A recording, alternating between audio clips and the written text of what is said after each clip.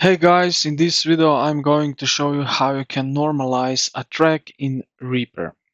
So first, the quickest way, select the audio items you want to normalize. So let's go with that too.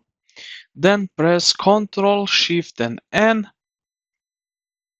Reaper will instantly boost the volume to the loudest peak hits 0 dB.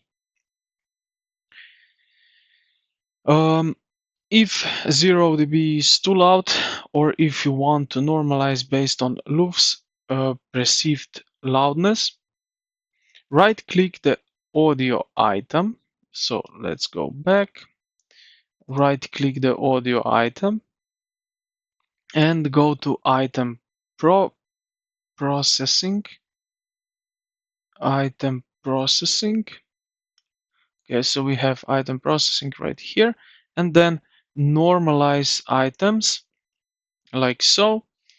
A window will pop up, as you can see, and you can change normalize to from 0 dB to something safer, let's say -1 dB. You can also change here to normalize to loudest item, normalize as if one long item, and then you just hit OK. And this is it. This is how you can normalize a track in Reaper. So now you can select multiple tracks, or you can select just one separately, and so on.